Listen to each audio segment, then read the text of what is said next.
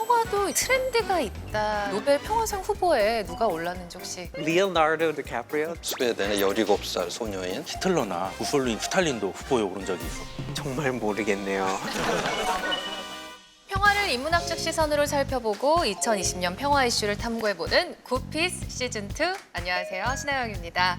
자, 오늘 저와 함께 하실 아주 평화로운, 얼굴을 보기만 해도 평온해지는 네 분을 소개해드리도록 하겠습니다. 자, 먼저 글로벌 뇌생남 타일러 씨. 안녕하세요. 반갑습니다.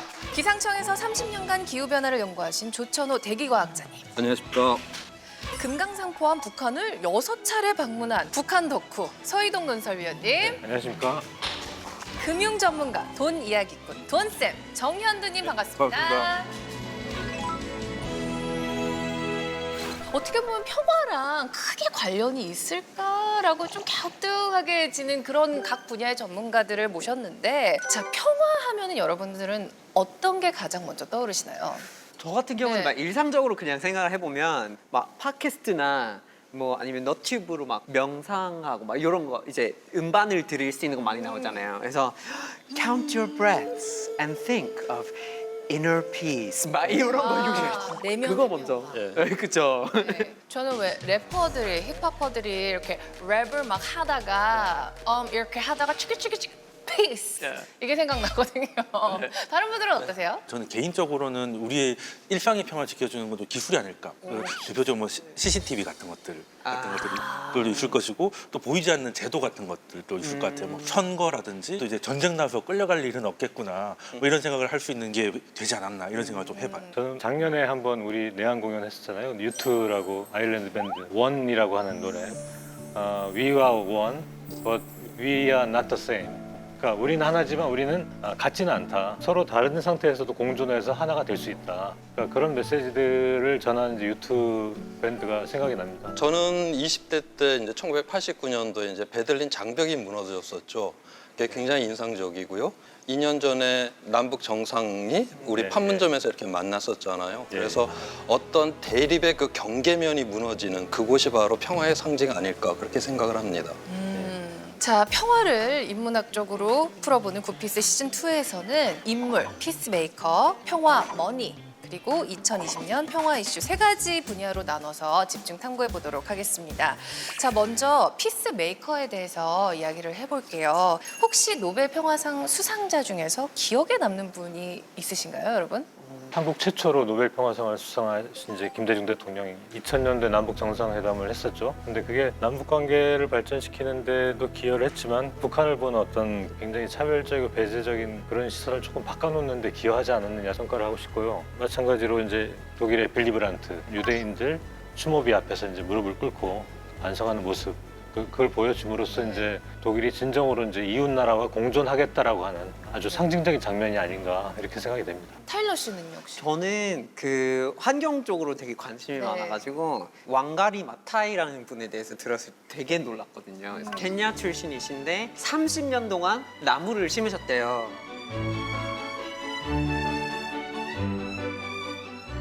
경제적으로 또 영향을 미치게 되고, 그래서 그런 환경 문제라고 네. 그렇게 이제 한정적으로 보진 않고 그 전체적으로 병화에도 영향을 미쳤다고 보이기 때문에 네. 이게 인상적이었어요. 저는 좀 단체를 좀 얘기하고 싶어요. 특히 이제 유럽 같은 곳은 거의 전쟁이 끊이지 않는 대륙이었지 않습니까? 네. 사실 게임이나 영화가 히틀러가 아니었으면 과연 몇 편이나 찍을 수 있었을까 할 정도로 좀 많았지 않습니까? 네. 이제 그런데 이제 그걸 좀 마무리 시켜준 게 이유였지 않나. 저는 좀 기억에 남는 게 유럽연합의 수상에서. 저는 여기서 좀 흥미로운 점을 발견한 게 각자의 좀 관심 분야에 따라서 또 평화 인물을 생각하는 게 다른 것 같아요. 우리 타일러 씨는 아무래도 환경에 관심이 많으시니까 좀 그쪽 분야의 인물을 떠올리셨고, 또 사실 굉장히 많은 단체들이 있는데 이유를 또 말씀을 하신 게 군쌤께서 금융 전문가이시다 보니 이렇게 각자 떠오르는 게 다 다른 것 같아요. 자, 그렇다면은 요즘 가장 핫한 피스메이커는 누구일까요? 노벨 평화상 이런 이제 흐름을 봤을 때 후보로 추천되는 분들을 봤었을 때 이제 환경 운동가들이 요즘 와서 많이 그렇게 추천이 되고 있어요. 그거는 전체적인 전 세계적인 흐름인 것 같은데, 이러한 어떤 자연과의 이런 공존의 부분에 이런 평화가 굉장히 중요한 그런 어떤 추세가 아닌가, 그런 생각을 해보게 됩니다. 자, 그렇다면 올해 노벨 평화상 후보에 누가 올랐는지 혹시 알고 계시나요? 자, 홍콩 시위대 그리고 그레타 툰베리가 또 올랐습니다. 자, 그중에서 그레타 툰베리 하면은 사실 가장 단기간에 강한 임팩을 준 10대 환경운동가인 것 같아요. 뭐 2년 연속 노벨 평화상 노미네이트, 기후를 위한 등교 거부, 1,700여 개 도시 160만 명의 청소년을 움직인 환경운동가. 자, 이 그레타 툰베리가 피스메이커로 주목받는 특별한 이유가 뭐라고 생각하세요? 그레타 툰베리가 이제 스웨덴 그 의사당 앞에서 골판지에다가 이제 기후 위기를 대응하라라고 하는 거를 써붙이고 학교도 안 가고 예. 이제 시위를 시작을 했죠. 뭐 학교도 안 가고 애가 거기 있으니까 사람들이 이제 지나가면서 야 네가 공부를 열심히 해서 좋은 사람이 되고 훌륭한 사람이 돼갖고 이 문제를 네가 해결하면 되잖아.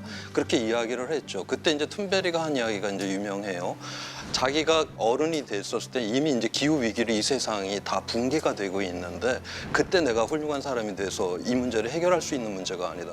With today's emissions levels, that remaining CO2 budget will be entirely gone within less than 8.5 years. How dare you pretend that this can be solved with just business as usual and some technical solutions? We will not let you get away with this. Right here, right now is where we draw the line.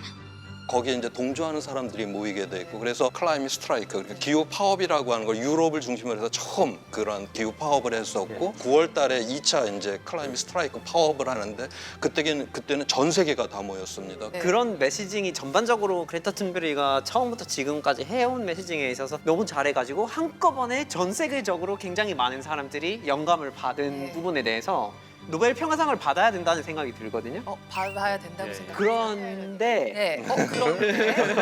그런데 네. 그러니까 지명받고 제안받고 결정 나고 받는 순간 전까지 갔으면 좋겠어요. 그리고 그 순간에 그레타 툰베리가 사양했으면 좋겠어요. 깠으면 좋겠어요. 오. 왜냐하면 전 세계적으로 언론 플레이가 어떻게 될까면 자 다음 이슈 이렇게 될 거예요. 끝 이렇게 될까봐 계속 강경하게 나와야 될 거라고 저는 생각해요. 그 그레타 툰베리가 기후 위기와 싸우는 잔다르크라고 불리고 있는데 평화를 위협할 만큼 기후 위기가 심각하다고 보시나요? 혹시 서희동님은? 지금 예측 불가의 상태인 것 같아요. 기후의 변화라고 하는 게 어떤 패턴이 있는 것도 아니고 그러니까 위협을 느낀다기보다는 이제 그런 점에서 좀 불편함? 저는 너무 당연하게 위협이라고 생각을 하고 있어요. 네. 너무 당연하게 그렇게 생각하고 있는데 노후 관리를 준비하려고 하잖아요. 특히 30대부터 시작을 해가지고 어떻게 하면 은퇴를 하고 잘 살 수 있을까 이런 고민을 많이 하게 되죠. 네네. 근데 그런 거는 이제 다 소용이 없어요. 보면은 제가 은퇴할 나이가 되면은 바다 그 수면이 이미 60cm 정도 올랐다는 얘기가 그거 보수적인 수치예요. 근데 그렇게 된다는 게 실제로 살 수 있는 지역이 한정이 되는 거예요. 이건 저의 내일인 거예요. 약간 그레타 툰베리 말이 너무나 공감이 되는 게 어떻게 감히 그게 아닐 수도 있다는 말을 하느냐. 너무 그게 저도 화가 많이 나거든요. 근데 아니라고 해주셨으면 좋겠어. 너무 무서워서. 아니라고 해주시면 안 될까요? 아니라고 할 정도가 아니라 과학자들이 예측하는 것보다 훨씬 더 안 좋을 거예요. 그러니까 지금 사탕을 입안에 놓고 천천히 녹여 먹으면 오래오래 가죠. 네. 근데 이걸 깨트리는 순간에 녹아버리잖아요. 그렇죠. 만약에 이게 빙하가 깨진다? 그린란드에 있는 빙하가 다 녹으면 물이 6m가 올라옵니다. 그다음에 남극 빙하가 다 녹게 되면 60m 이상의 물이 올라오게 되고요. 아니 6m면은 6m면은 어느 정도냐면 서울 해안에 있는 대부분의 큰 도시는 다 잠겨버린다고 생각하시면 됩니다. 부산, 울산, 뭐 그런. 포항 근데 이제 우리나라 같은 경우는 워낙 이제 산악지대가 높은 지역인데 저지대 뭐 뉴욕 같은데 샹하이 뭐 이런 데는 뭐 다 이제 그쵸. 잠겨버린다는 걸 의미를 하는 것이고요. 그렇다면 자연스럽게 저는 드는 생각이 이렇게 기후 위기 때문에 뭐 해수면이 붕괴되고 이러면서 도시 자체가 만약에 붕괴된다고 생각을 한다면 경제적으로 조금 더 넉넉한 분들은 거기서 살고 이제 사실 그런 돈이 없는 사람들은 어떻게 보면 정말 사진을 그게 내몰리는 최고 문제가 뭐냐면 네. 이제는 그냥 부자 동네에 사느냐 아니면은 뭐 조금 이제 저렴한 동네에 사느냐의 수준이 아니라 이미 그거 삶이 완전히 바뀌는 거죠. 이미 그거에 투자하고 있더만요. 산림 지역에 돈 많은 사람들이 엄청 큰 땅을 사놓고 서스테이너블한 그런 부동산부를 짓고 있거든요. 네. 아는 사람은 이미 거기에다가 돈을 넣고 있는 거예요. 이제는 샌프란시스코 베이나 이런 데 좀 신흥 부자들은 네. 20년 후에도 자기가 여기 살 거라고 생각하는 사람 거의 없다고 보시면 돼요. 그렇죠. 그 이제 하나의 예가 이미 일어났었어요. 2010년도에 러시아에 이제 가뭄이 일어났었습니다. 네. 그래서 러시아가 이제 그 밀을 좀 수출을 하는 나라인데 그 해에는 자기네 국민도 이제 넉넉하지가 않으니까 수출을 금지를 했죠. 그 당시 밀가루 가격이 70%가 쫙 올라가게 됩니다. 이 밀가루 가격이 폭등이 됨에 따라서 뭐 튀니지부터 시작을 해서 폭동이 일어나죠. 사회적으로다가. 그걸 우리가 아랍의 봄이라고 이렇게 이야기를 하잖아요. 결국 그러면 이 사람들은 떠날 수밖에 없는 것이죠. 그 땅을 떠나는 것이고. 그리고 그 당시 시리아 난민이 지금 현재 한 100만 명 정도라고 해요.